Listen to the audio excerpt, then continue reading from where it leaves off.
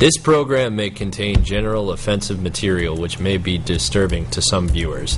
Viewer and parental discretion is advised. The program content is the sole responsibility of the local resident producer or sponsor. Program content does not reflect the views or policies of this station staff or board of directors, any government body, or the cable operator.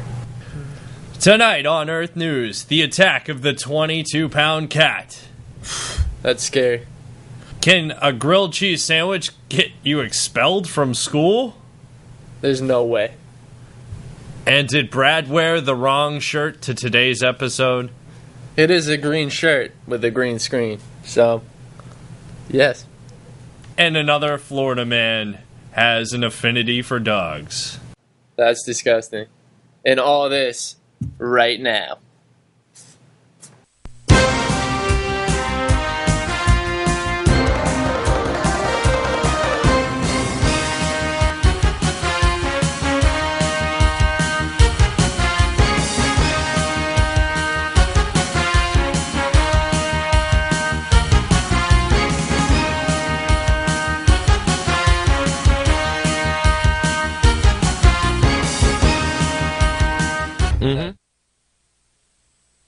Hi, welcome. Welcome to Earth News. I'm Mark Crandall. And I'm Brad Crandall. And we got some stories for you today. Do we ever? We can just choose any story, right? All right, let's go with the school administrators that are doing it big again. Apparently, a middle school student is given a 10-day suspension for taking a razor blade away from a classmate who was supposedly cutting themselves and then throwing them in the trash.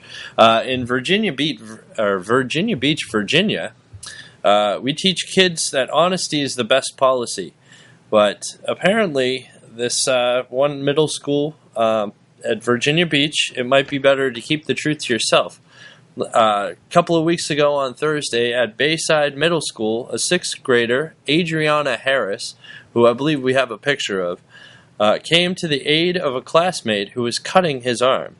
She faces expulsion for taking a razor from the student and throwing it in the trash, convincing him that he was doing the wrong thing. She thought she was doing the right thing, so on Friday she told the school administration what happened. This way, the school officials responded with basically expelling her for 10 days. She had a suspension. The only reason she got suspended was because she admitted what happened. If she had not admitted what happened, this student wouldn't have gotten expelled. Does that make any sense to you? That makes zero sense to me. I just don't understand it. She was shocked and surprised, and she was very shocked that a student would get suspended for saving another child, said Rachel Harris, her mother. The school system overreached absolutely. The school's own details of the event state that Adriana reportedly took the razor blade and then threw it away, separating it from the student who was using it to cut themselves. She didn't carry it around the school. She didn't use it against anyone. She just threw it away. But yet that'll get her a 10-day suspension. Is that not crazy? That's crazy. That's absolutely nuts. And that makes no sense. And if it was at the same school, I would think that maybe they would suspend someone over a grilled cheese. Now I'm thinking if that's not the same school, different story. But yeah, if that's what they're getting, suspended. She didn't get expelled. It was just a 10-day suspension. But still, over saving someone else's, life, and what if that kid just went ham and right? That's crazy. Died, and this girl thought she was doing the right thing and got suspended for 10 days. You know what else is crazy is this teacher was just being nice, giving this middle school kid a lap dance, and she got arrested. I'm kidding. I mean, that is kind of strange, but that's a true story. Yeah, this is a true story. So, a middle school teacher is facing a felony charge after she allegedly gave a student a lap dance for his birthday, and the 42-year-old Felicia Smith gave the boy a full contact lap dance that lasted about 4 minutes. The lap dance was recorded, and investigators are looking into the video. And apparently, at the end, she said, "I love you, baby. Happy birthday," and hugged the student. And yeah, that's pretty wild, right? I know. I mean, kids probably fantasize about getting a lap dance from like. Is that the picture of her right there? That's her. I mean, the only thing that I could say is why. That's why. This kid is a middle schooler, and what did she think she was giving like a dance to her boyfriend? 42 years old, giving a middle schooler a lap dance and then saying "Happy birthday, baby," and then hugged him. Wow, and then hugged him. That kid must have been like, "Whoa!" Either that, at the same time, how many kids were in that class that were jealous of him? Yeah, right. Or just like, oh my. Obviously, they're gonna go home and tell the teacher, be like, tell their parents, or tell their parents, tell the teacher, tell their parents, and this student is gonna tell his dad, being like, "Dad, you'll never guess what happened." That's ridiculous. Yeah, isn't that crazy? So I guess we'll jump ship right from the crazy middle school teacher into the crazy suspension for a grilled cheese sandwich. So, slightly different. A 2-year-old was suspended from daycare over a grilled cheese sandwich in Canada. And unfortunately, this guy, Randy Murray, gave his 2-year-old a grilled cheese sandwich to eat before her leaving for daycare. He didn't realize she decided to keep it and kept it tucked away somewhere later, or somewhere for later snacking. Administrators at the Centre de Font aux Vents in Ottawa brought the hammer down on the little girl for violating a no outside food policy. Bring food to school and you're out for 3 days. If the food has peanuts, students can be expelled. Regardless of the policy, Murray is upset he didn't just get a warning. It wasn't his fault that this kid, he thought he was being a good dad, bringing the kid a cheese sandwich to eat before school, and he probably went upstairs to go get dressed for his office job or something. Mm-hmm. And the little kid brought it to daycare, and this kid's getting expelled for it. Yeah, that's crazy. And kids love cheese sandwiches, too. He's lucky it wasn't a peanut butter and jelly. I know, because he could have got expelled from it for violating the no outside food policy. That's crazy. So if you think we got some pretty obscure policies in the U.S., go up to Canada and try bringing a grilled cheese into a daycare center. That is crazy. That's a slap on the wrist right there. Right? Seriously. That's and expulsion for peanut butter. That is insane. And while we're still on school subject, did you hear about Kawasi Enin? I don't know if that's how you pronounce his name, but it was this guy from Shirley. And he got accepted to all 8 Ivy League schools. Whoa. And the schools were Brown, Columbia, Cornell, Dartmouth, Harvard, Princeton, Yale, and the University of Pennsylvania. And they all said yes to him, and he decided to choose Yale. So that's pretty amazing, So he got accepted to 8 Ivy League schools and chose Yale? Yeah. That is not a problem I'd have to face in my life. No, me neither. I'm glad it's him, because that is something I would not have to... Well, actually, it is him, because I've never faced that problem ever. That's like... I don't sit there and go, where would I like to attend graduate school? It's like smart people problems. Yeah, hashtag like, smart people problems. Seriously. Yeah. But wearing a green shirt with a green background. Hashtag EarthNews problems. Yeah. Yeah. So we got our own problems. Yeah, green screen problems. Green screen problems, But good for that guy, I'm telling you. I'm still, waiting for things back from school. I sent 10 years. Huh? I sent a letter to Yale about 9 years ago, and I still haven't heard back from them. So I'm assuming mine got lost in the mail, and that any day now I'll be expecting the accepted, letter, the acceptance letter in the mail. I know, it's funny how all my acceptance letters got lost in the mail, too. Yeah. You know? It's crazy like that. Did you hear the guy who went beast mode on Wheel of Fortune? No. All right, so Emile de Leon had only a vague hint that he was guessing a thing that started with N-E, the letters N-E. The board looked like it was N-E space, 4 spaces, and then 5 spaces. So he was given 2 hints. He guessed all the letters in a vowel. Nothing showed up after the guess. And it looked tough to him. You know, Pat Sajak said, "It's a thing. You're a really good problem solver, but I don't know. You have 10 seconds. And he goes, "Keep talking. Maybe the right thing will pop out. Good luck."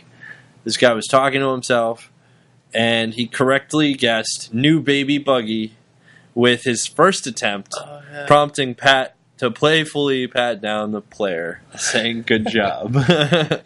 So, if you haven't seen it, it's on YouTube. There's some video footage of this guy just completely I saw owning that, actually. the puzzle That in the was bonus round with 2 letters, and he guessed everything wrong. It's like a 1 in a million, right? Yeah, that's a tough one. I But mean, he had a chance, though. I thought I was pretty good. Yeah, but you're saying there's a chance. Yeah. What was all that 1 in a million talk? Yeah. So That's wild. I consider myself to be an alright Wheel of Fortune player, but this guy is just dominating. Legendary, right? He's like the way Arthur Chu plays his Jeopardy. This guy's like systematically looking for the daily double, and if he can get the daily double, then he'll put like $1 down, and if he can't, he'll put like $1 down, and if he can, he'll bet like everything. And the way he's been playing, they had a run. He was on like 12. I haven't seen the show since, but it's crazy. I don't know nothing about that. That's crazy. Did you hear about the 7 chimpanzees at the Kansas City Zoo that were smart enough to use a 6-foot-long tree branch that one of the chimpanzees broke off a tree to escape from their enclosure? Yeah, and it's on. There's a video on YouTube, I think, and the way that they got him back is malt balls. So chimps like malt balls. They like malt balls, huh? So they were smart enough to get out, but they weren't smart enough to say no to the malt ball. A piece of candy can work all the time. Right? Yeah, it's a good way to train people. It's a good way. A piece of candy, some positive reinforcement. Ooh, piece of candy. Ooh, piece of candy. Ooh, malt ball. Yeah, but isn't that crazy? Yeah, and I mean, no chimpanzees were hurt during the brief escape. And sounds like something, like the Great Escape, like an escape from prison or something. And it's a new movie starring 7 chimpanzees from the zoo. Yeah. Do you want to see something funny I saw, Ashley? Is that there was a orangutan named Fu Manchu with the Fu Manchu thing. And he ended up, he's a legend or something because he ended up breaking out of his enclosure by, taking a key, hiding it in, his mouth or something. Yeah. Pretty amazing. He's a pretty smart, orangutan. Those things are smart. They are smart. Scary smart sometimes. So until they rip a woman's face off, that's not smart. Yeah, that is not a smart thing to do. Not a good move. So let's talk about the Florida man who has an affinity for dogs. We've done a couple of reports on this news show about people and their affinity for dogs. Well, this gentleman in Daytona Beach, Florida, was particularly arrested on Tuesday after police say he was spotted by neighbors conducting sexual acts with his dog. He really had an affinity for his dog. James Bull, not James Bulldog. I know you wanted to say it, or Pitbull. James Bull is 61 years old, has been charged with felony animal cruelty and another misdemeanor charge of animal cruelty. According to the report, neighbors told police on Tuesday they saw Bull having sex with his 8-month-old female dog on his front porch on Magnolia Avenue in his apartment. The police arrived, and when they arrived, the dog was emaciated and had no food, water, or shelter. The dog was then taken to the Halifax Humane Society for medical treatment, and Bull was taken to the Volusia County Jail. He is being held on a $15,000 bond. This guy is a sicko. Is nuts. That is disgusting. Is messed up. Like, what are you doing with dogs? Ugh. That's like. So luckily the dog's okay. Obviously traumatized a little bit, but it's making a good recovery. So at least that's going. But James Bull, shame on you, man. Jeez, that makes Michael Vick not look so bad. That's horrible. It was just pretty bad. Yeah, both of them are awful. I was like, oof. That's terrible. That's rough. Well, that's rough right there. It's on a little lighter story, but I mean, it's probably not good still. But it's a woman was super glued to the toilet seat at a Wayne County Walmart. Oh yeah, did you hear about that? Someone pulled a prank or something? Yeah. My big question is, doesn't she look at the seat before she sits down? You'd be surprised. So I'm guessing, and this even turned out to be a South Park episode once, really? About falling in the toilet. But I thought everyone usually looked before they go to sit down. Apparently not this woman. I want to hear more. What happened? It's in a small town like Monticello. Rumors spread pretty quickly, so when this incident happened at Walmart, everyone was talking about it in no time. Officials say she went to use the bathroom and the seat was covered in super glue. The EMS had to pull the woman off the seat, and she was taken to the hospital to be checked out. Now officials say this may have been on purpose. Obviously, it was on purpose. Yeah. Yes. Who's just super glues a toilet by accident? You know, is that a thing? You can super glue a toilet? I don't know. By accident? So I accidentally opened that thing of super glue and spread it all over on the toilet bowl lid. Oh, and there was an awesome comment. Someone said, this guy named Ray Bernard or whatever said, I hope the police get to the bottom of this. So I'm going to go ahead and like that comment. That's what's up. Pretty ridiculous, though. Be careful. Super glue is some serious stuff. Yeah. So, speaking of some serious stuff, let's talk about the attack of the 22-pound cat. So, a 22-pound cat attacks a baby in Portland, Oregon, and it led owners to barricade in a bedroom with no one injured. But Portland police had to be called in to subdue a 22-pound house cat that trapped its owners inside their bedroom after attacking their baby.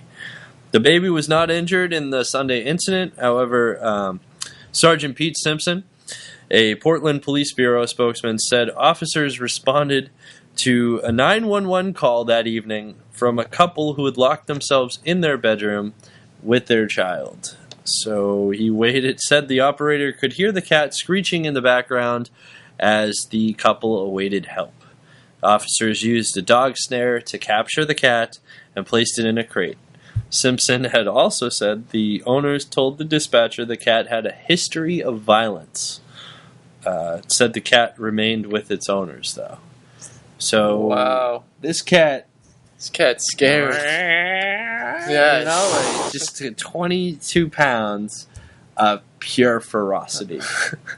Ferocity. You know? Seriously. Cat's got those needle sharp claws that So they attacked the baby. Through your skin. It's nuts. You know. Yeah.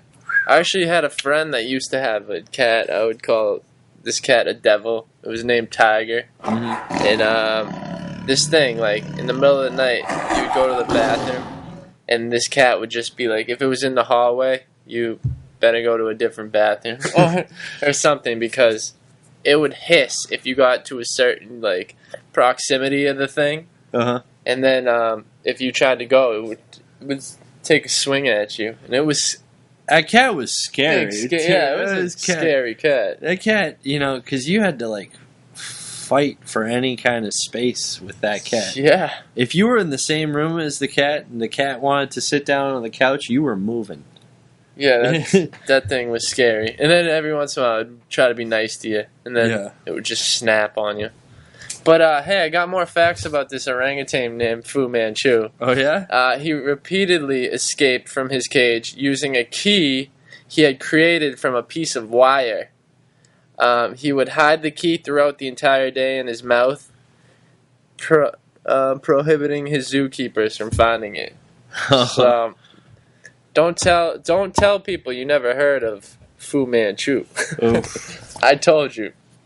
Speaking of being hidden, how do you hide after being dead for 5 years? How do you hide yourself from being dead for 5 years? That's what people were wondering in Pontiac, Michigan. So neighbors didn't notice anything unusual. The woman who was dead for 5 years traveled a lot and kept to herself. One of them mowed her grass to keep things looking tidy. At one point, her bank account ran dry. The bills stopped being paid. After its warnings went unanswered, the bank holding the mortgages foreclosed on the house, a common occurrence in a region hit hard by economic woes, of course, in Pontiac. But still nobody noticed what had happened inside the house. Nobody wondered out loud what had become of the owner. Not until this week, when a worker was sent by the bank to repair a hole in the roof, made a grisly discovery. The woman's mummified body was sitting in the back seat of her car, parked in the garage. The key was halfway in the ignition. Authorities say that the woman died at least 5 years ago. They're still trying to figure out what happened. I've been doing this for 37 years, never seen anything like it before, said the undersheriff Mike McCabe of Oakland County, just outside Detroit. She was rarely heard from. She was a German immigrant, and so her name was Pia Fahrenkopf. Pia Fahrenkopf, she paid her bills from the bank through autopay, and if she was still alive, the Oakland County Sheriff Michael Bouchard said she would be 49 years old. Neighbors said they didn't know much about her because she was German descent, and she really kept to herself. They thought she had moved back to Germany for a few, is what they were saying. But apparently she was in the garage all along. Oh my God. Did it seem like she killed herself?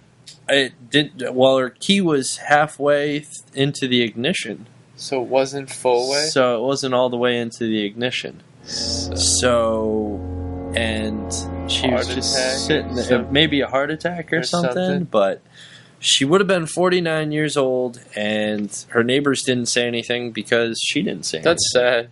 That's you just can't believe it. It's gone 5 years, and finally it was because her bank account ran dry because she was doing the auto pay. So she still had probably an account and everything. That's crazy. It's wild, isn't it? That is wild. That stinks too. If so now she's broke. Yeah, since exactly. It's like they wouldn't reimburse her money. Yeah, because it's already been taken out. Yeah, that's crazy. So here's something else that's pretty crazy about missing things. Did you hear about the 3-year-old boy who somehow was missing?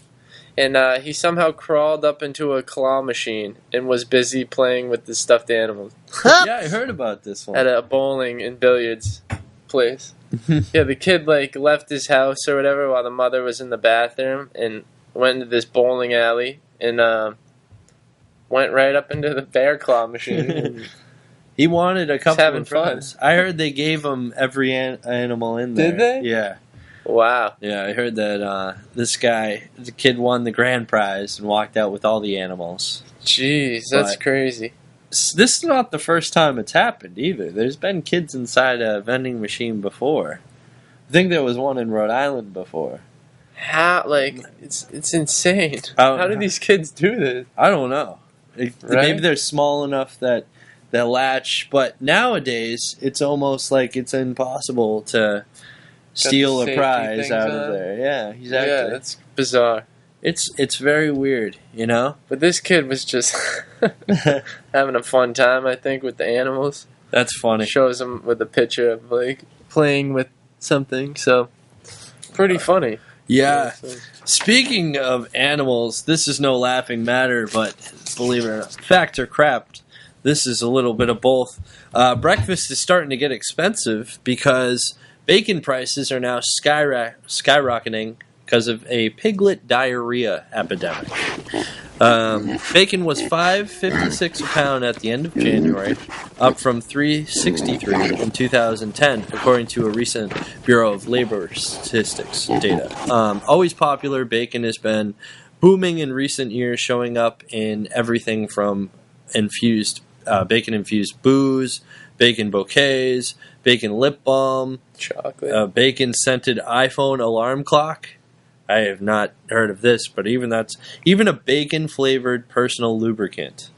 But the major price driving is unappetizing because it's the pig diarrhea epidemic that has killed more than 4 million piglets since last spring, threatening to reduce supply and push bacon prices up further, says Steve Mayer, president of Paragon Economics.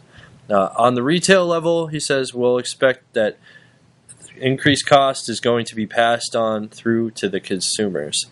It says Brett Elliott, the vice president of Monogram Prepared Meats in Harlan, Iowa. It'll take a while to show up, they say, but this is no laughing matter. This crap is piling up. That's definitely some crap for sure. That's horrible. It's a very dirty story. Yeah, that's terrible. It's like the big poo that was blocking the sewer. It was an actual poo bear that was blocking the sewer. Mike, how we doing for time? About a minute. Actually, right, you want to do one more story? Or you want to wrap up with some weather? I'll do a story and then wrap up with weather if we have time. You only got a minute. All right. So, horrifying mother finds a Xanax pill hidden inside plastic Easter eggs that her 4-year-old daughter got on a school Easter egg hunt. Ooh. Hear about this? Students at Huron Park Elementary School in Roseville, Michigan, were each told to bring in 7 plastic eggs on Wednesday. They were to be filled with candy and taped closed. Amber Prushniewski, sorry if I pronounced your name, said her 4-year-old daughter came home with several and that she found a white pill in one of them among jelly beans. The pill was a single dose of alprazolam, or generic form of Xanax. Might have said that wrong too, Lazaprom or whatever. The police are now involved and said the incident appeared intentional and criminal. Wow. So it's good that the mother caught that because that would have been bad. Yeah. So check your Easter eggs from this past Easter and make sure that you don't have Xanax pills in there. Also, more next week. We have our reenactment of the LA Clippers story with Sterling. Don't miss it. I'm Art Crandall. And I'm Brad Crandall. And this has been EarthNews. And I just want to say, for all you fans, I love you. Aww. We love you guys. Take care.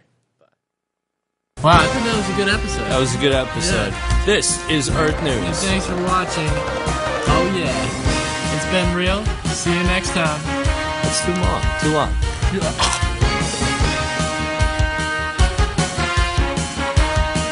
Hey.